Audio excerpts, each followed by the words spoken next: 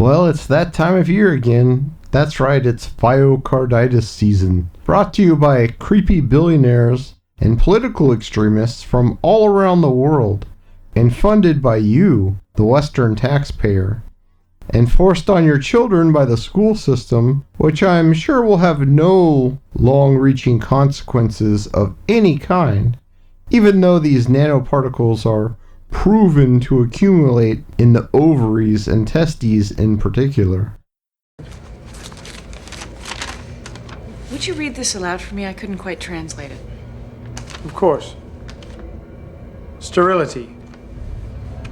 We knew what you were planning, Mullen. This just confirms it.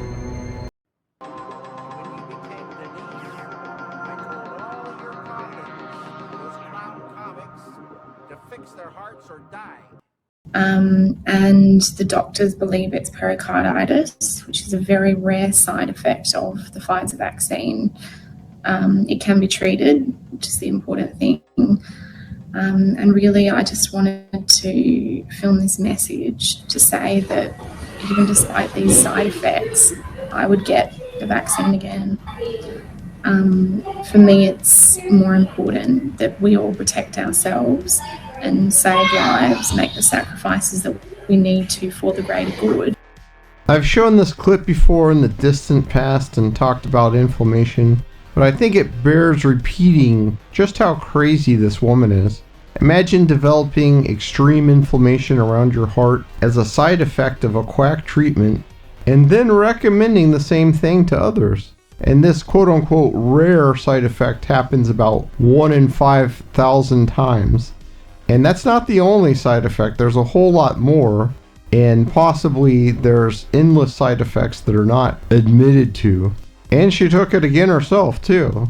Now, even with the old style quaxines, there was a 1 in 1,000 chance of a serious complication that's life altering, such as paralysis. In fact, while they will scare you with video of people who've been paralyzed by polio into getting the stick, more people in the USA have gotten that result from the treatment than from the disease itself. That's right, most of the people in those old videos with iron lungs actually got it from that same treatment they're trying to get you to take, not from being infected. And this could happen from virtually any of these treatments because it's a syndrome that happens from autoimmune condition. Part of this was from the very poor testing that the Salk vaccine received, which led to a large number of these side effects. While he's branded a hero, in reality this treatment almost certainly did far more harm than good. Something to keep in mind in our current day situation and how little testing was performed, even compared to what they usually do. Did we know about stopping immunization before it's entered the market? No. We had to really move at the speed of science to really understand what is taking place in the market. Like chickenpox, polio almost never causes problems when you get it at a young age. In fact, chickenpox is far more likely to cause death in adults than polio is. Yet it's a familiar disease and therefore we're not bothered by it. We even send our children to play with infected children to ensure that they get it young and just get it over with. The difference between polio and chickenpox is mainly the very scary media campaign about polio, which continues on in a fever pitch because it's funded by Big Pharma to continuously scare us all into taking their treatments, which have been mandatory for a long time in most places, even though they contain questionable ingredients like mercury in the old ones, and more recently nanoparticles. And going back to chickenpox, they canceled one of the moon flights because someone had their child exposed to chickenpox and hadn't had it himself. And look how much that's been ridiculed. The reality is that would have been lethal if he turned out to be something he got on that mission with no access to medical care. It's a very serious illness in certain circumstances. Also, don't buy the Snopes.com nonsense that they no longer contain mercury thiosulfate. That's like saying modern plastic is BPA free. They just moved on to other heavy metal compounds, and with the mRNA stuff, they no longer even need that, though they do use it anyway in those vaccines for some reason in the form of aluminum. But this stuff has to be delivered in nanoparticle form, and this is almost certainly going to have much worse effects than even heavy metal exposure. You'd cease to exist. But existing is basically all I do. These days, you can't even get a list of ingredients used to make the concoctions they force us to take. The ones we have to take if we want to work or go to school anyway, even though they're supposedly optional and it's our fault. In fact, they don't even really know what's in it. Could be anything, really. That's because it's biosynthetic and created using genetically modified black mold that mutates with each generation, which is the same way they produce our citric acid now, by the way. It's also the way that most vitamin C is produced today. Thankfully, that's not the case with most amino acids, though. The cost to make a kilogram of ascorbic acid, the quote-unquote old-fashioned synthetic way, which is very safe and uses glucose and performs a little chemistry on it, is about $6 to $8 per kilogram. That's unacceptable to the corporate profit margins today, even though they can repackage it into pill form and make 20 bottles or more from just 1 kilogram and sell it for a 10,000% markup. What's more, they don't even know exactly how these organisms produce these products. They also don't know what contaminants are being produced, and they don't know what effect they might have, and it's going to change from batch to batch. The allowable amount of DNA contamination, for example, just rises and rises, and now it's thousands of times greater than before. Then this is put into delivery nanoparticles, which amplify its effects thousands of times over because it delivers it right inside the cell itself.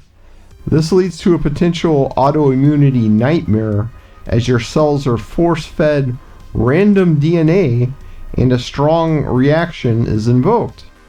I understand how many unknowns there are in this process, and that is why it's so galling to see these bold pronouncements of scientific fact when in reality they have little idea of even how the basics work. It's easy to criticize, but they're really criticizing science because I represent science. Yeah, well, you know, that's just like your opinion, man. Aside from amplifying the effects of the contaminant DNA and the target DNA, nanoparticles are simply inherently dangerous and destructive in the body. They're one of the biggest environmental health risks since ancient times, and they lead to cancer and many other issues. Your body is equipped to deal with them in tiny amounts, but when taken in through the lungs, you're very vulnerable to them, leading to issues like black and brown lung disease. Things are even worse if you allow some madman with a needle to stick it into you and inject it directly into your body, just because Bill Gates and a few other creepy billionaires have created a media campaign to do so. If this stuff gets into your bloodstream, it's a very big problem for you. It is impossible to avoid some of it getting into the bloodstream, as evidenced by the fact this material is shown to accumulate in the ovaries, but if you're injected directly in the vein, then the whole shot will go right into your blood supply. Not only is this bad news for your vital organs, such as your kidneys, liver, and brain, which is probably why we see greatly increased liver failure lately, for example, which has been tied to these treatments, but the worst aspect is what it does to your poor T cells. Your T cells are the key to both dealing with threats and with autoimmunity issues. These cells are extremely difficult to replace, and most of them are made in childhood, and they run out over time. When exposed to nanoparticles, this damages or destroys these cells, and this has some very serious consequences. damage of T cells through autoimmunity is what we call AIDS in people with the HIV virus. This leaves the immune system wide open, not just to pathogens, but also to cancer and autoimmune issues, which is something that very few people know is the case. Now we're seeing cases of so-called AIDS that are being attributed to the virus, but this is also possible from the treatment. In fact, I would bet that most of them come from that source, perhaps even all of them. Not to mention the so-called turbo cancer.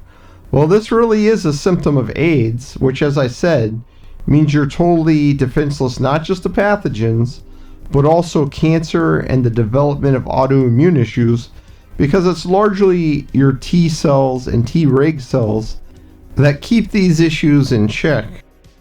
They used to have a licensed nurse administer all injections, and the nurse would aspirate the needle to make sure it was not placed in a vein. That is, they would pull back the plunger and see if the syringe filled with blood or not. They don't seem to do that much today, and that means some people will get the shot directly in the vein. This is probably the people who have the really worst of the symptoms. This can be dangerous even with relatively benign medications, because many medications are acidic and all of them can potentially cause allergic reactions, and this will make these issues much more of a problem. It's also dangerous because many of these treatments not only have nanoparticles, but also aluminum or mercury or other crazy things that you don't really want in your bloodstream. Like the nanoparticles, they're bad enough when you take them in orally, but when they're directly in the bloodstream, it fast tracks them to go right into the vulnerable areas like your brain, which may explain a lot of how people behave lately.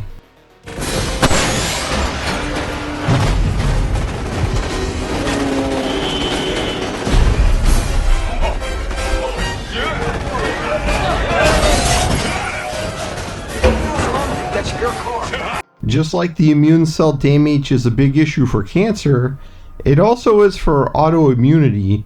There's always a big problem with any of these treatments with an autoimmune response. Most doctors think anaphylaxis issues, that is the obvious immediate immune reaction you see for a bee sting, for example, is what the issue is. And you can get those for any treatment that puts foreign DNA of any kind in your body.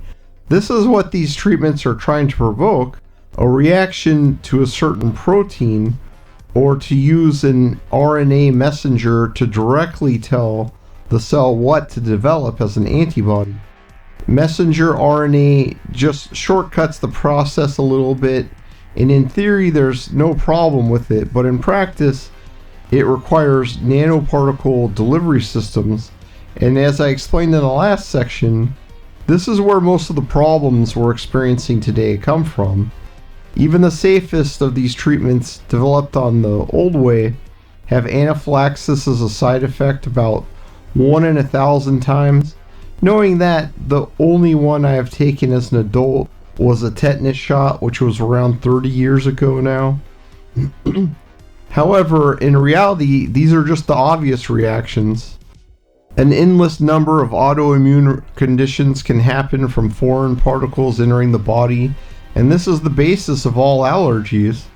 This can range from eczema to Sjogren's to multiple sclerosis. Since no long-term trials tracked increases in these issues for the old treatments, just as they don't for the ones today, such as developing autism, we really can't know how much of this kind of stuff they've caused over the years. Looking back with epidemiology, there does seem to be a connection, but we can't say with certainty, and I'm pretty sure that they don't want to know. There's certainly risks, though, and even the risk of anaphylaxis is a pretty big one, probably much bigger than the risk of the actual pathogens in question for almost everyone. And for the people where that's not the case, their immune system is not working well enough to properly respond to these kinds of treatments anyway. The real problem comes once again from the nanoparticles though. In the bloodstream, or worse, in your stem cells, including your egg cells, they cause irreparable harm, and these are cells that you can't replace. And this also happens to your Treg cells. When your body makes antibodies, it's often impossible to make one that affects the target without affecting your own cells to some degree. This is where the Treg cells come into play. It's a one-time cell that binds directly to your own tissue, and it signals the other immune cells not to attack this tissue with certain antibodies. As you get older, you start to run out of these cells, which can only be deployed once. Worse, if the ones that are deployed already get damaged, say by getting a experimental injection of a nanoparticle gene therapy treatment masquerading as a vaccine, they're going to stop working. So suddenly your pancreas, your gut, neurons in your nose, and everything else that has these T cells in it is going to be attacked. This leads to loss of smell, sudden onset MS, and the pericarditis that the unfortunate lady in this video experienced. And while you can treat these issues in the short term, the damage in the long run is what I would worry about, and you're unlikely to ever overcome these issues in the normal course of things. But with some 72 to 96 hour fast, you're going to start feeling better in no time.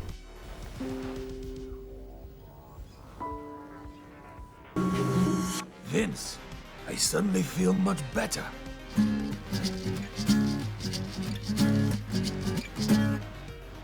Fortunately, fasting can help with many of these issues, especially inflammation.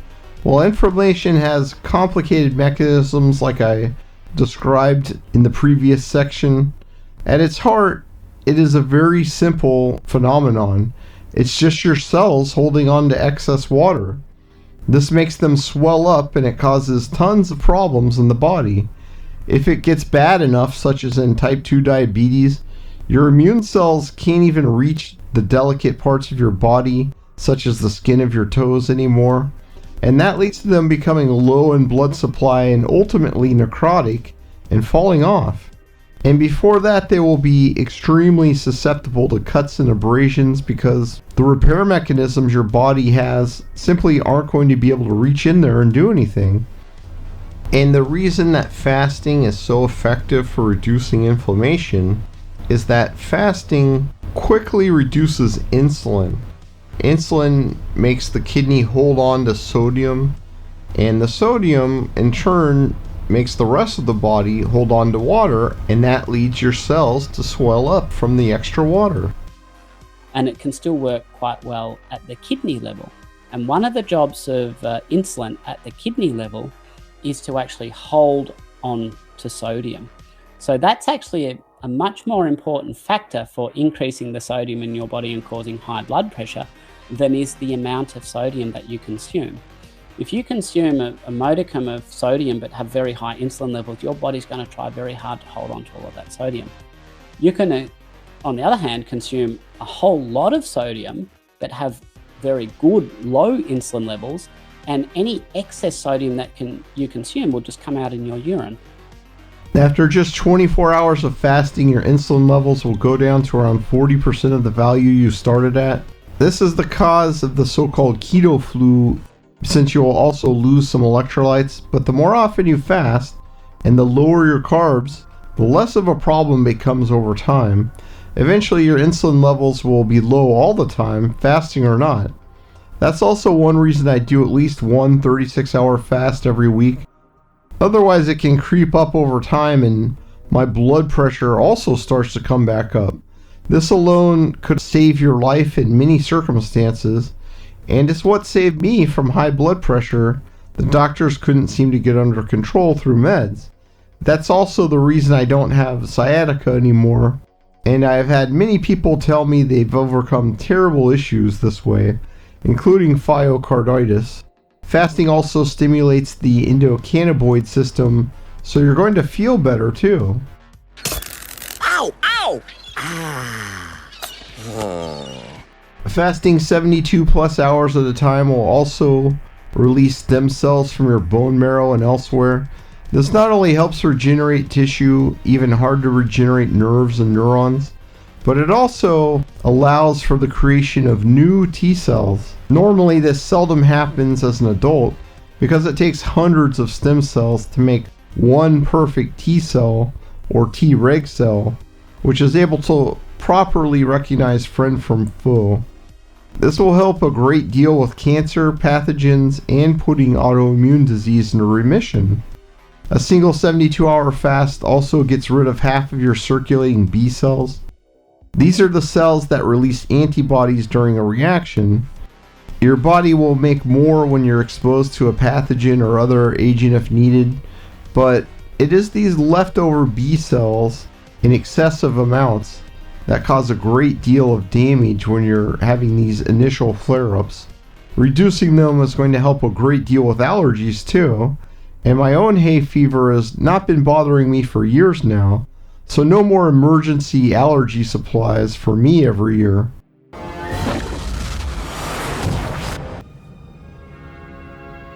Another issue is that bafflingly, instead of using the messenger RNA to create an antibody, they used it to create lots of the toxic spike proteins, and these directly affect the ACE receptors in your cells to create massive problems in your body. That means your cells will be triggered to cause large numbers of these spikes, which directly cause clotting, and they also stimulate fibrosis, that is scarring. Much has been made of this issue, but it is really secondary to the inherent long-term risks of this nanotechnology solution, which is simply totally unsafe and should be banned forever. Thankfully, fasting is going to help here as well. First off, it will speed up the activity of the immune system, and that's going to allow it to kill off the affected cells that are producing these spikes faster. Otherwise, you could just produce spikes forever, and this would cause severe problems over time. And you didn't hear me wrong, each of these cells has to be killed off, which is a normal, quote-unquote, part of the process. And that's whether the cell is in the heart, muscle, brain, or anywhere else. That's not due to the spike per se, but just what happens to every cell affected by foreign proteins. That's one reason to think twice before getting even standard old-fashioned treatments, let alone these crazy new ones. It will also stimulate phagocytosis, the process where loose debris and pathogens are removed from the body. This is the permanent solution to this problem, which may not work at all without fasting. Taurine is also critical here, and many others in the description will help with the immune system so it can do its job properly. And if you're having a lot of problems, I would immediately get on those before you even try and start fasting, because that's the only way you're going to get your immune system behaving the way that it should.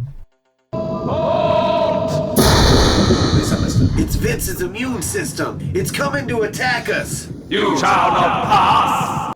Fasting is the only time your immune system functions at peak efficiency, and one of the few ways to stimulate the creation of new T cells to fight infections, cancer, and autoimmune disease. And I have a video specifically on this topic, and it talks about some other things too. It can also help both the acute and long-term consequences of issues like pericarditis, which have been caused in this manner. And some people have commented in the videos after trying it that they got relief from it when nothing else would work. If you have this issue or a post-viral syndrome, I would look into the supplements in the description too, especially taurine and L-cysteine, and I would do as many 72 to 96 hour fasts as possible. So there is some hope for those affected, if you can reach them anyway. Better yet, don't take this garbage in the first place, and spend your energy on something more sensible, like figuring out the meaning of life. Whoa! Hey, what was the purpose of life anyway? Who knows? Probably some hogwash about the human spirit. Sounds about right.